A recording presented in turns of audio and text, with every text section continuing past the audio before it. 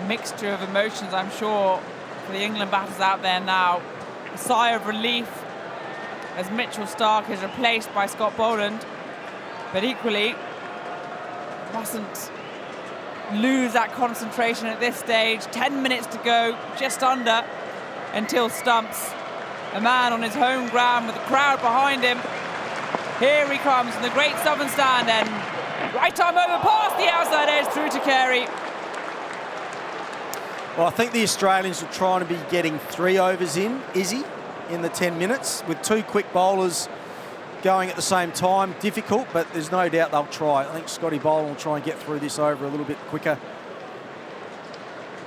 Yeah, not a bigger run-up. You can see Joe Root moving out of the non-strikers end, trying to just take some time out of the game, stall it a little bit, give some confidence to his partner. Boland then, here he comes, and this one is well left by Hamid. Has to think about it. Lets it sail past. Sorry, Izzy, it's one thing Scotty Boland will know about this MCG ground is that you always pitch the ball up and attack the stumps and attack LBWs. So he won't need to look at what's happened in the past over the last sort of 6 hours. He will pitch it up.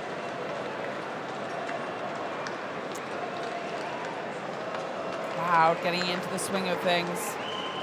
Here's one of Victoria's own. 3 slips, a gully. Hamid on strike. Plays it in, he's caught it, he's outside edged it, and Hamid, he may not have fallen for a duck, but once more, he departs on single figures, and that is Australia's third. It has been a relentless spell of fast bowling by the Aussie quicks. No let up when Scott Boland comes in. He hasn't even bowled an over, and he's got his first. England 3 for 22. They still trail by 60. And this is quite the performance we have here at the MCG. For Cooper's Mardale, Triple M, rocks cricket. I tell you, Hodgie, for a moment, I thought that England had just put up the white flag and said, that's it, we're done, we've had enough. No one's coming out to bat, because we had a pause for about a minute or so when it seemed as though no England batter was making their way to the middle. But we have finally got one. And it's Jack Leach, England's night watchman. Well, it's taken him about 2.5 minutes to get out there. He's making sure. I had to look up on the scoreboard, and one thing that will give him confidence is he averages 13, got a high score of 92. Not sure what the conditions were like in that game or who it was against. It was against Ireland. Ireland, well, there you go. Lords, I believe. There was a green top seaming around everywhere. And he opened. Tough conditions. He opened. All right then, Leach. Here he goes. There are 4 slips and a gully. Scott Boland is on towards him. Right arm round the wicket. He gets back to it. Oh! He almost plays it onto his stumps. The ball ricochets over the top of them. My goodness me, how close we were to 4 wickets down. Jeez, he played it really late, and he played it so late. Did he middle it? Looking at the replay now, off the bottom edge, and it bounced over the off stump. This is insane cricket. There's so much going on. They might well have another night watchman padded up. Boland, and he's bowled him! Top him off! Jack Leach departs! Boland has 2 in the over. England are 4 wickets down. There's 22 on the board, and Brad Hodge called it. One night watchman will have to depart for another, because this has gone from bad to worse for England. And they still trail by 60. Brad Hodge, who on earth comes out now? Well, the Victorian crowd, they don't care. They've gone nuts here at the MCG. Their homeboy, Scotty Boland's picked up his second in an over. Jack Leach leaving an absolute straight one, cannoning into off stump.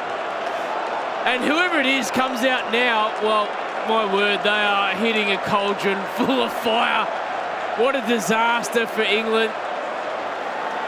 Whoever it is, they're going to take their time. I haven't seen anyone surface yet. I mean, we waited a while for Jack Leach to enter the cauldron of the MCG, the Colosseum, as so many players have called it.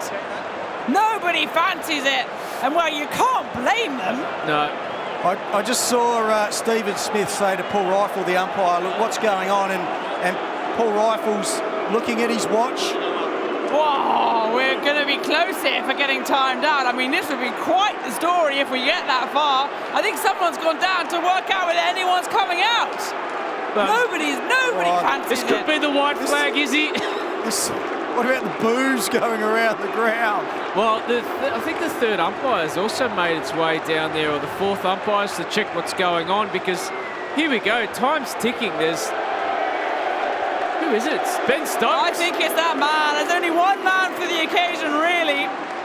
And Ben Stokes jogs out eventually into the MCG. His side already 4 wickets down.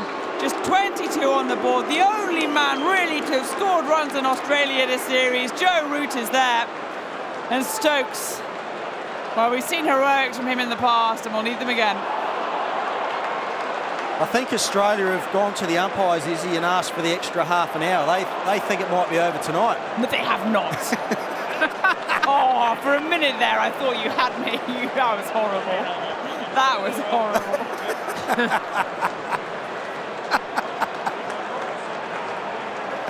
Tell you what.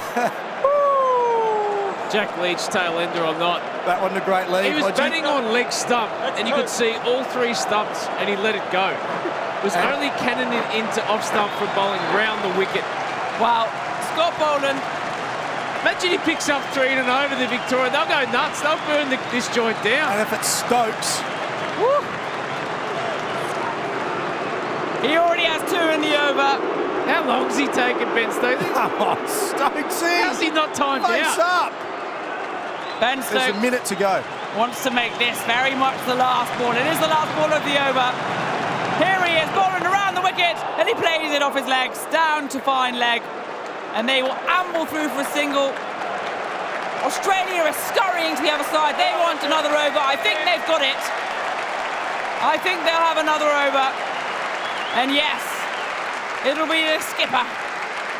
Pat Cummins will take the final over of this evening session on a day of some quality bowling from both sides, James Anderson was brilliant earlier on, but it's the relentlessness of the Australian quicks. Cummins, Stark, Boland on debut that has really set this crowd alight here.